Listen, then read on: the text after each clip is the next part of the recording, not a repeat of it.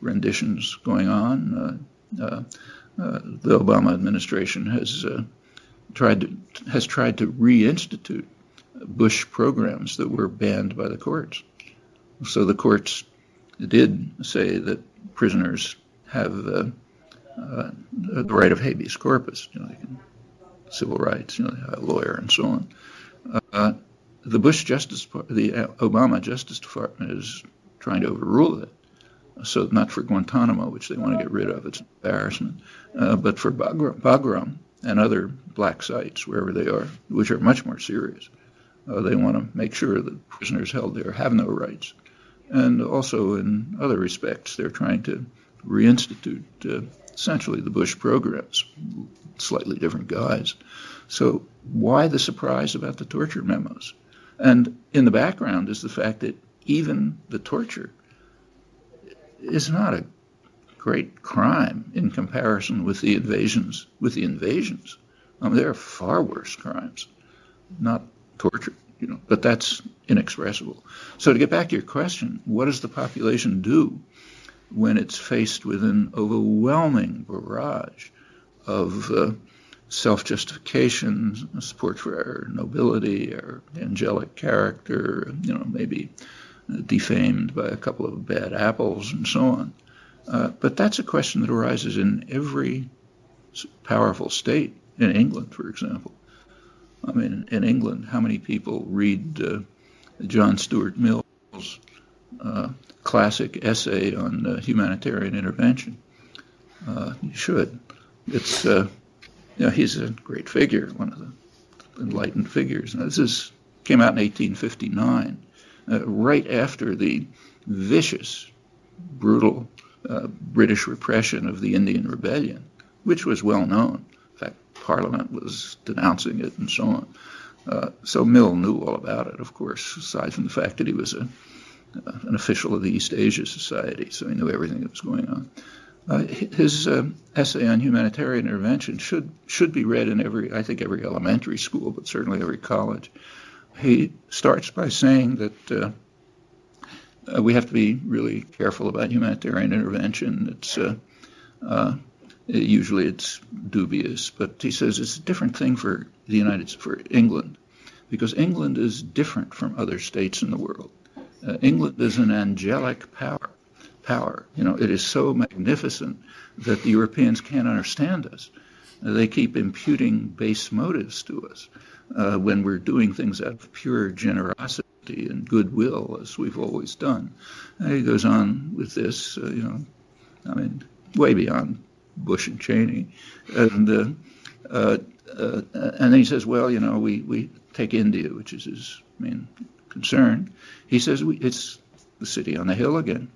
He says we have to expand our conquest of India for the benefit of the barbarians. It's that scroll coming out of their mouths again saying, come over and help us.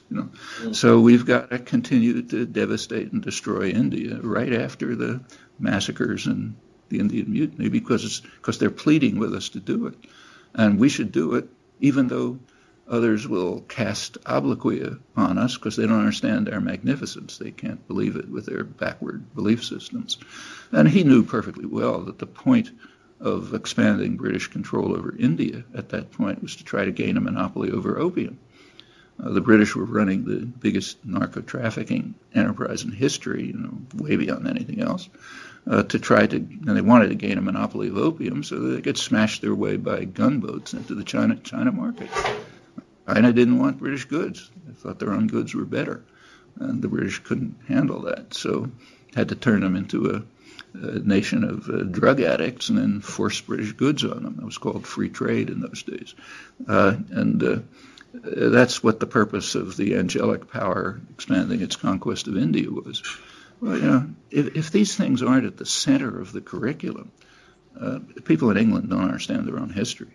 Of course, this is not the only example. It's just a striking one and an important one because of the hysteria about humanitarian intervention these days, which usually turns out about the way it did on the city on the hill. But yeah, how do people get to understand themselves, their own country, their own history? It's not easy. And there are serious ideological barriers to it. There are people who break through them, but it's a big task. It's essentially the task of civilizing the country. And it can be done. I mean, in fact, as I said, you see it even in the United States, where there's very little dissidence anywhere near the mainstream. Nevertheless, the population has, on a lot of issues, attitudes that, at least by my standards, are pretty sane, much more so than public policy. So, yeah, it can be done, but it doesn't happen easily. Okay, I think we've got time for 2 more questions, hopefully. We could keep the answers just as brief as is possible. Okay. Yeah, okay. Many protesters seem to be more and more these days being labelled as anarchists, but obviously by the current understanding of what that word means, not its actual definition. By, it seems, a media who seek to kind of stereotype them with the modern conception of what this word means and sort of marginalise them. Can you explain how the term anarchist became a derogatory term? And do you feel protesters who accept this stereotype and act accordingly sort of undermine their own legitimate act of protest?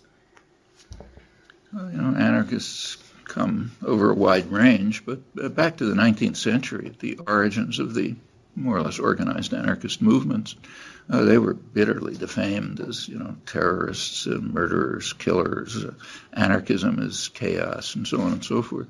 And that's not the core history of anarchism. Anarchism it grows straight out of the Enlightenment. It's, in fact, some of the leading anarchist historians like Rudolf Rocker, I think correctly pointed out he was talking about the anarcho-syndicalist tradition as just the extension of classical liberalism, which foundered on the rocks of capitalism. So you take liberal ideals, 18th century ideals, that's pre-capitalist basically. And when capitalism developed, they couldn't, it was essentially distorted or destroyed, and anarchism expands and continues that tradition.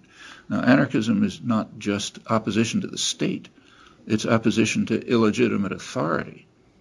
That means corporations, it means businesses, it means the state, insofar as it's illegitimate, and so on. And naturally, opposition to illegitimate authority is going to be bitterly condemned by illegitimate authority. That's a big surprise. So yeah, it gets defamed, vilified, and you can find incidents which justify the vilification. But I think what we should do is just ignore the vilification, understand where it's coming from, and develop what's sound in the tradition, which I think is its core. I mean, the core of the tradition, at least as I understand it, is that any form of authority or hierarchy or domination, whether it's in the family, in international affairs, anywhere else, has to justify itself. It's not self-justifying. It carries a burden of proof. Got to show that you're justified.